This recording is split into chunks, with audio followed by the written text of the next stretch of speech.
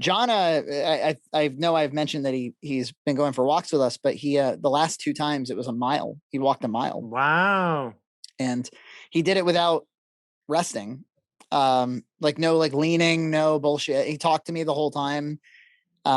He told me he took his blood pressure independently and it was very bad. He said he didn't give me figures, but he said he's a bit worried about it. Obviously. But yeah, I think last he just did a 48-hour fast. He's really getting into fasting, and he says it gives him like a crazy amount of energy. Yeah, I hear that with especially with big people. I hear. Yeah, Nina was laying some science on me about it, like with a really big person like that would be the case. He said with the 48-hour it was just way too much energy. Like he couldn't get this. He said he felt great and he loved it actually, but it was too much energy and he couldn't get to sleep. Oh yeah.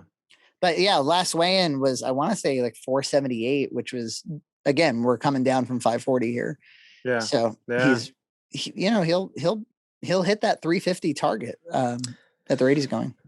I started a fitness journey myself. Well, good. That makes 3 of us. That makes 3 of the 3 principal owners of Red Cow are trying to get in shape. Well, I've always joked that I haven't like exercised in like 12 years, and it's true. And well, and I'm not like a terrible person, but I'm getting older, so like I can't eat.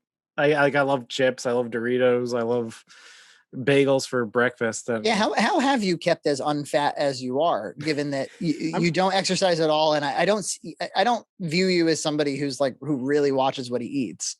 Well, I think I'm just like my mom's really small, very thin person. I don't snack that much. So when I do have something, it's usually during a meal or during so I'll have a breakfast and I'll have a lunch and I'll have dinner, and that's basically it.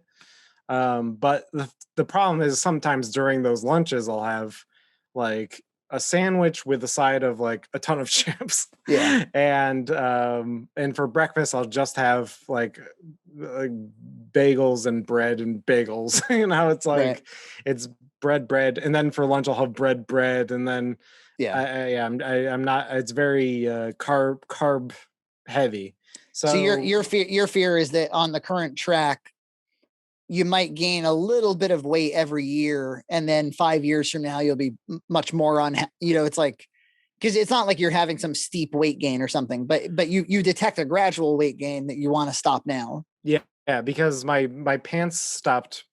They started becoming tight, and my shirt, like, you sent me that local vintage place, and I got like a large Caldor shirt. Nice. Caldor was a nice department store, and those do run small, by the way. They do run small, but still, like, I got a large and I put it on. I was like, I don't like this. I don't like this. I like, there hasn't been a large that I've found that and this is a large I'm wearing now, and it feels tight. This is my EJ Cooks. Well, so I mean, you're about John's height, right? You're like 5'10", 5'11". I'm 5'9". It's funny. I think I look taller than I actually am. I think because my legs are long. I have a small torso with long legs. Okay. So I think we did his BMI because he was like, well, I don't think I could ever really be. His lowest when he did a big weight loss last time was 238, I want to say, and he's like, yeah, I probably would never be under that. And I was like, well, I mean, if you lose that much weight, you might as well lose another 20 pounds or something. It's not that hard at that point if you wanted to get closer to what your BMI should be. And I probably talked about it before. I think people have demonized BMI way too much. Like, yeah, I get it. It's not precise. Yeah, I get it. If you're a bodybuilder, it doesn't apply. Yeah, like yes, there are certain it's not a bad rule of thumb. It's not you probably should be somewhere in that. Again, unless you have like these crazy fitness goals. But he's supposed to be like 185 based on his height, which is kind of reasonable. Yeah. Yeah. So So I actually, I have a scale which I haven't used in, like I said, a decade, and Yeah. I put it down. I weighed myself, and I was 206, which I don't know if it's the heaviest I've been, but it's definitely heavier than I want to be. Right. So, I was like, whatever. You know what? I'm gonna start just cutting out the bagels. Instead, I'll just like eat like eggs, like eggs and bacon or something, like some protein enriched breakfast. And then I cut out chips. I don't eat chips anymore, so instead I've been eating like these burger wraps like that I make for myself. So it's like a romaine lettuce with some like hamburger patty in the middle and cheese. And then I'll eat like for a snack, I'll eat some nuts or some cheese, and I'll eat some fruit for a snack too. And yeah, I already lost like so I started when did I start? I started the other day, so it's only been like 4 or 5 days, Yeah. and I lost 4 pounds. So Yeah. and then You I've could been honestly, you could probably, when you get to your goal, you could probably eat the way you used to. My recommendation would just be to incorporate the exercise. Just make exercise a regular part of your life, because that's important anyway. It's like the best thing you could ever do for yourself. yeah. And then I honestly, based on what you've said about how you eat, it's like, yeah, it's not always the best, but it's really not that, it's not that bad, frankly. That is my goal, is to just Yeah. get to my target weight and then incorporate exercise. So I Yeah. have been incorporating exercise, and again, like uh the virtual 5K video we did, like I don't run, so I started jogging the other day for the first time in a long time. And actually my old jogging shoes are so blown out, I had to order some new ones, because I don't think they'll be good for my legs if I keep doing blown out Yeah, sneakers. that's definitely the problem with running, is that there's a risk reward question when you're not in running shape, which is like, is it worth risking an injury early on in your fitness journey, like for no good reason, when there's other ways to exercise that don't require such impact, Yeah, but I like it because it just Yeah, feels like you're doing something. it's definitely true. I believe, I don't know if there's any science behind this, but I believe that like you're, I don't know, the quality of, I believe it, like if you're able to embrace running and do it frequently, you'll probably get in better shape than if you do a lot of these other lower impact things. What I will say is that after I decided to stop eating as many carbs, my sleep has gotten way better. Mm-hmm. Like so much better. Like I get into like some like I don't know, like deep sleep that like it feels like I'm in another dimension. Yeah. It's crazy. Like I it's been so long. Well, the whole thing with carbs is that they cause inflammation, and Yeah. that's really the thing that causes all these other kind of ancillary problems. And it's not that I'm cutting out carbs completely. It's just like the processed stuff, Yeah. like getting rid of like the chips and the bagels, and limiting the bread to maybe a sandwich here and there. I So think what you're doing is fantastic. I wouldn't change a thing about it. Um, yeah, I mean, it's because like I think zero carb is not great. You need carbs for your brain, like to think, yeah, like that's part of it. and like so in that my breakfast and lunch have been augmented to be probably low carb, but then my dinners are pretty much the same, but I've always made balanced dinners, so like a Yeah. protein, a carb, and a vegetable. So Yeah.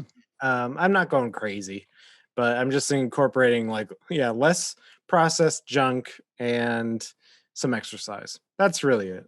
And do you feel like you get physical benefits outside of weight loss from the exercise? Does that like open you up in any kind of way?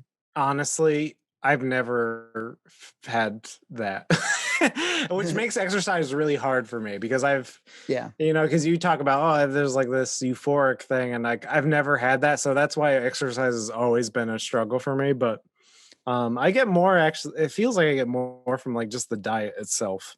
Yeah. Because I felt like as soon as I stopped, because I didn't start exercising until like the other day. So once I stopped the carbs, like it felt amazing. Like the overabundance of carbs, it felt amazing. Yeah. I don't know that I get the endorphin rush.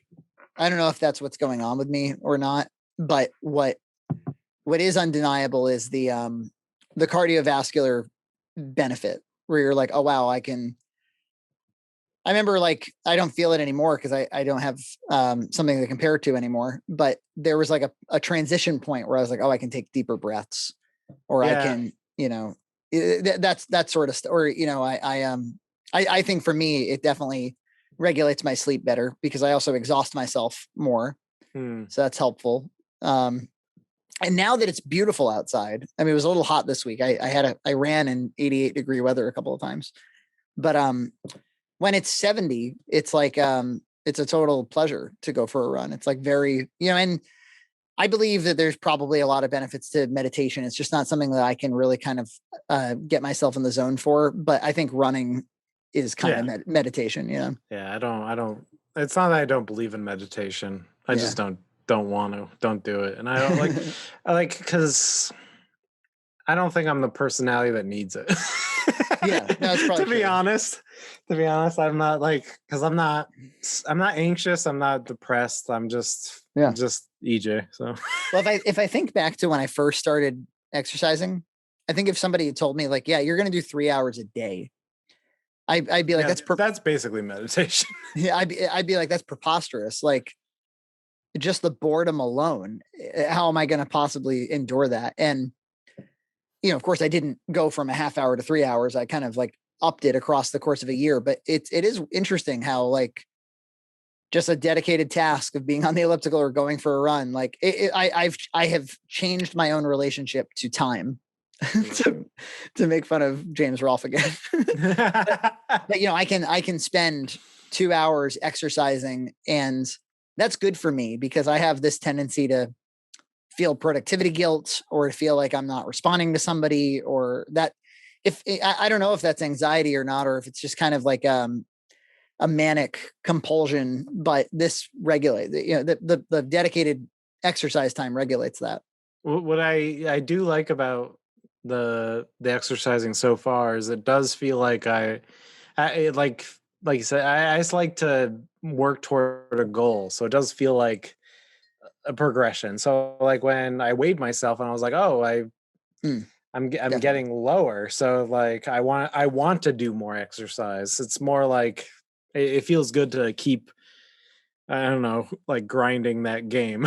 Yeah, the gamification of it for sure. I was talking to Nina about that the other night, and she was like, yeah, it's good that people feel that way, but she's like, I've never felt that way. I just kind of want to have my routine. And I was like, yeah, I think I have to have these like goals where, if it's only the weight loss where it's like, yeah, look, and then if I change the parameters of the game, I can change the number of pounds I'm losing per week. And that, for me, that's fun. That's why I think I've said it before, but I think to keep on this track, I'll have to create new goals and new projects. If it's just like, oh, this is just your water treading routine, I'm liable to fail that. Yeah, I was telling Anna about like how I weighed myself, and I was like, my pants weren't fitting, and she was like, "Why don't you just buy new pants?" And I'm like, "I will never." That's awesome. I will never. Yeah, that's good. That's great. I mean, if your pants can be, I went through that lots of times as my weight just climbed and climbed, where I was like refusing, and then I had ill-fitting stuff for way too long, and then I finally caved, and then I overinvested in fat guy clothes, and oh my god, this is horrible. Yeah, now it's really fun though. I've been buying all kinds of new clothes